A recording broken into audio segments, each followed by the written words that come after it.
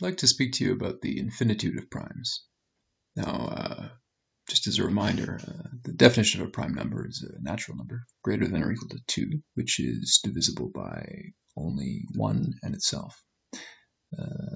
For example, number 5 is divisible by 1 and 5 only, so it is prime. However, 6, which is divisible not only by 1 and 6, but by 2 and 3, is therefore not prime but composite. So the first few primes are 2, 3, 5, 7, 11, 13, 17, 19, 23, 29, etc. And the question naturally arises, how many prime numbers are there? Now, we see that there's no pattern per se, because it's exactly the products of other prime numbers that are excluded from the list. So we might wonder how many there are. Now, we certainly know that there are infinitely many natural numbers, so it could be that there are infinitely many primes. But then, upon closer inspection, we might notice that, in fact, the density of primes decreases as we rise through the natural numbers. And the reason is that the proportion of prime numbers decreases because the number of primes less than any given natural number is proportional to that number itself, not linearly, but the higher the number is, the more prime factors it might have. So to take an example, 100 has 25 primes less than it, and therefore, in order to determine the composites less than 100, we would consider all the multiples of all those 25 prime numbers. But to consider the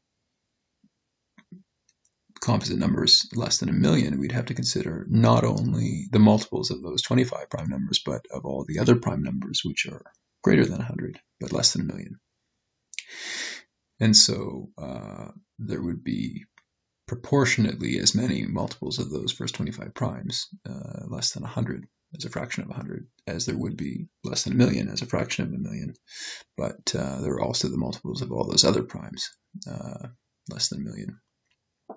But more than 100, so that the ratio of composite numbers is actually higher among the first 1,000,000 natural numbers than it is among the first 100, which means, of course, that the ratio of primes is lower. So density decreases, the primes become sparser, they're more spread out, and so the question arises: how spread out do they get? And is it in fact the case that at some point the primes evaporate and there are no more? In other words, there is a greatest prime number, and in order to determine this, we don't want to simply try to list them all, because we could be here a long time. And it turns out that by a result of the Greek mathematician Euclid, there are in fact infinitely many primes. So Euclid's proof, and there are many now proofs of this theorem, but Euclid's original proof, and we use his proof because it's relatively simple and yet ingenious, and he is credited for the theorem. The idea is to say, suppose that there are finitely many primes, and we can just enumerate these primes: P1, P2, P3, and so forth up to PR, or R some natural number. And then we can construct a specific natural number with a set purpose in mind. and we'll call it n. We'll say that n is the product of those primes in our list, plus 1. So it's one more than the product of all of our primes. As a natural number, n can be factored into primes, q1, q2, q3, and so forth up to qs, just by using a factor tree, let's say. And then n is a product of distinct primes.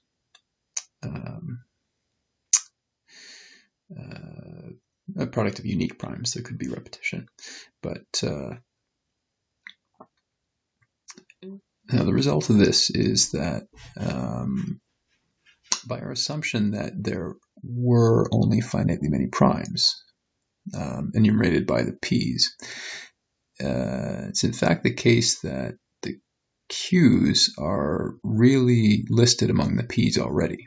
So now, of course, if n itself is prime, there is only one q, and so q1, n equals q1. But in any case, there's at least one q because n is greater than or equal to 2, so there's at least one prime, and if 1s equals 1, if n itself is prime, then s would be equal to 1, but certainly there's a q1 which divides n.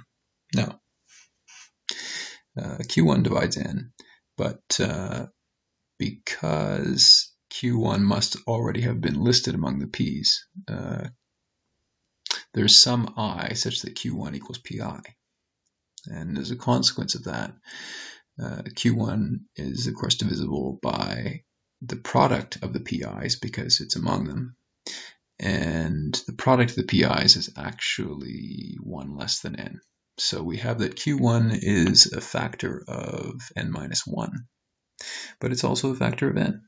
And it's a property of divisibility that if a natural number divides two numbers, it in fact divides the difference. So we have that q1 divides both n and n minus 1, which means that it divides their difference, which is 1. But q, of course, was assumed to be prime, and there's no prime number which divides 1 because all primes are greater than or equal to 2.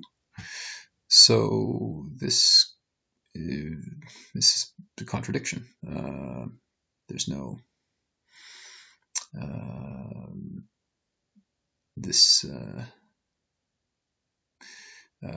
contradicts our initial assumption that that there were only finitely many primes. So in fact, the only alternative is that there are in fact infinitely many primes, and it's not possible to write such a finite list. Now, another way to look at it, if one prefers not to consider a proof by contradiction, is to say, well, we have an algorithm of essentially constructing a new prime from any given finite list. So if we have listed a few primes, we can multiply them all and add 1, and then prime factor that number, and we will certainly find that if that number n itself is not prime, it will have some prime factor which cannot be within the original list.